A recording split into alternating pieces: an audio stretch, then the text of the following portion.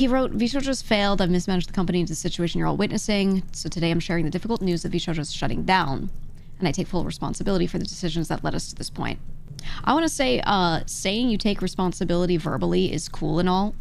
It changes nothing about the situation. It changes absolutely nothing. Do I think it's nice to say this? Yes. Do I think the person who is ultimately responsible should say this? Yes. However, they're words. That's it. He said, continuing, I've been doing everything I can to fundraise and right the ship these past few months, but despite my efforts, we are in a worse position, and those I care about are now paying the price. Yeah, I mean, the only stuff that's been visible to me this whole time to right the ship has been attempts at fundraising. And, you know, some staff leaving because they were, like, not really able to get paid anymore, or whatever the reasoning is.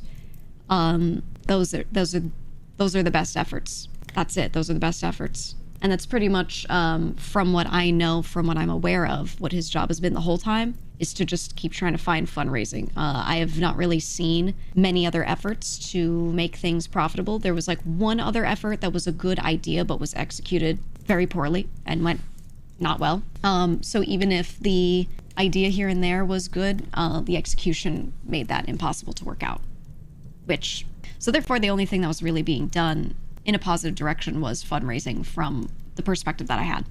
He continues, over the past few years, we raised around 11 million to pursue a bold. I want to say that was one time, that was an initial seed round investment. I asked questions about that, and that was just the seed round, and that was it. To pursue a bold, talent-first approach in VTubing, prioritizing creators and community over short-term profits to achieve long-term sustainability. I don't know why he's writing this. It just sounds like another advertisement for a company that's not going to exist. Mentioning the 11 million investment is fine. Talent-first approach, this has been disproven in many ways. I do think a lot of the staff attempted this genuinely. I think things in our contracts, some of it reflected that, you know, in relation to like us owning our IPs. I guess. Our funding went directly to our creators through generous splits, debut investments, infrastructure, concerts, events, and staffing, all designed to support them. Okay, generous splits, I cannot comment right now on exact splits or anything. I think that's a bad idea. I will say, is it better than what I've heard about from some other VTuber companies? Yes. However, I don't think we should ever in this industry compare how anything goes to other VTuber companies as if there's some magical different thing from regular talent agencies. A standard talent agency and talent management company in the Western sphere, usually the splits are a lot better, and things are just, it's just that model. I think taking this company and comparing it to VTubing agencies is a really good way to make it look better. That's what I think about that. Debut investments, yeah, I mentioned that they covered a little bit of stuff for my debut. I already paid a lot of it myself before that time as well, and they covered some things by the time I decided I was joining. Infrastructure, what infrastructure? A lot of the stuff that I know I took advantage of was stuff that third parties had, that maybe they were helping us out for free, or maybe some of them did get paid a little bit, I don't know. Concerts, yeah, there was one, it happened, I joined, so I wasn't part of it. I did sit in VC with everyone and watch it, which was cool. Any other concerts after that were not anything that this company paid for, that was the talents themselves, like Mouse's concert, Michi's concert, right? Their own individual ones. Those were their concerts. The funding did not go to those. It only went to the first one. It went to one concert, singular. Unless there's something I don't know, but as far as I know, I don't know. I'm pretty sure from what I've heard from members, they paid for those themselves. Events, what events do you guys remember? What events do you guys remember? At least in my time there, which was basically the past 2 years. Maid Cafe, maybe?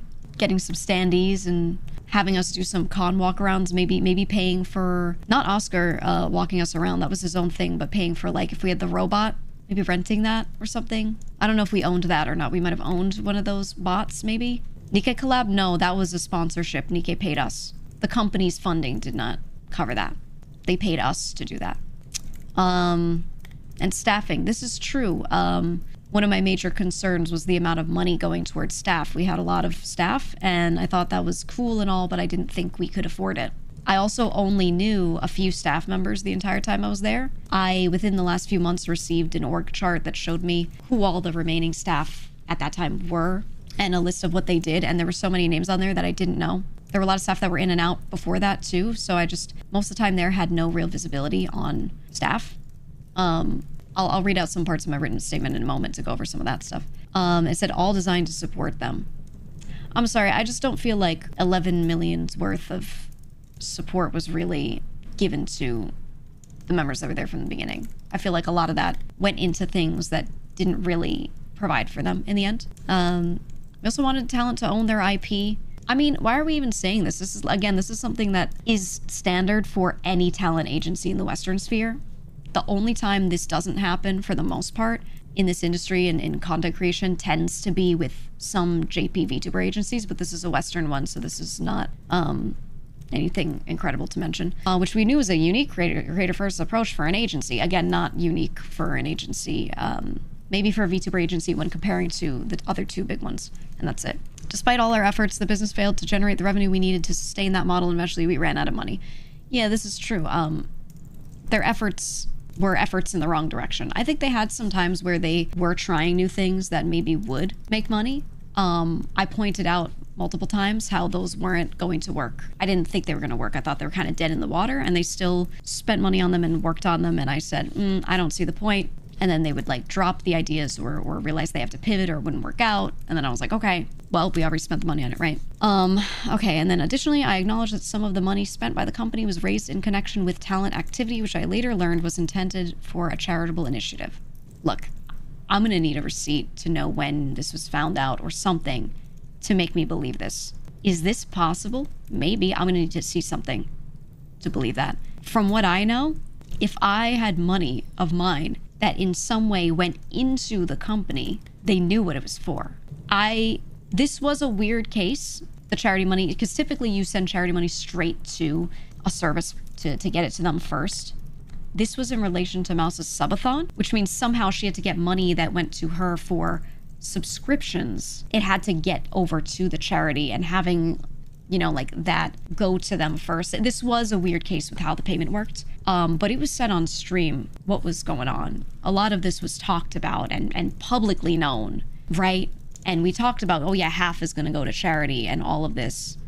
The only way he could have maybe not known about anything is if he literally had his eyes closed, which I do think he did a lot of the time while doing his work, and I'll talk about that in a second. But yeah, I think he would have had to have his eyes closed and not be looking at the screen, genuinely. So at the time, we were working hard to raise additional investment capital to cover our costs. This is true. They were trying to raise investments because it seems to be the only strategy that they were able to really do here. And I firmly believed, based on the information available to us, that we would be able to do so and cover all expenses. I don't know why he firmly believed that. Again, I'm no stranger to startups. Most startups fail. Most startups, after their first investment, do not get invested in again, and they end up closing. This is standard. They usually fail.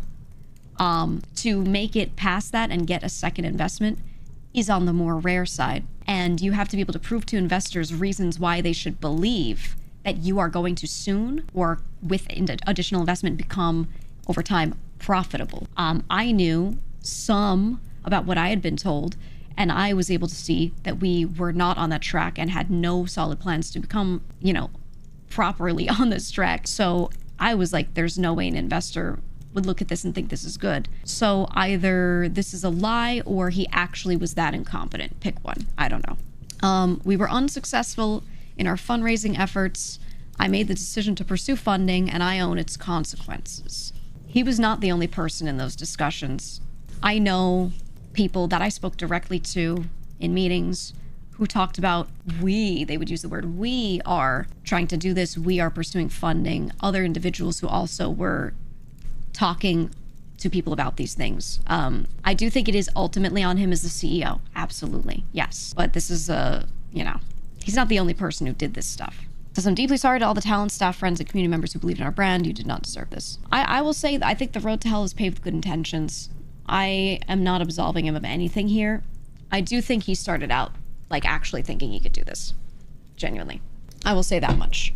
That being said, I mean, what are we saying here? Like, pleading face emoji, I'm so sorry. Like, I talked about this yesterday. I had meetings with leadership, and this does not mean only him, with leadership, talking about my thoughts on how things were going and how it was not going to go well, and I was concerned.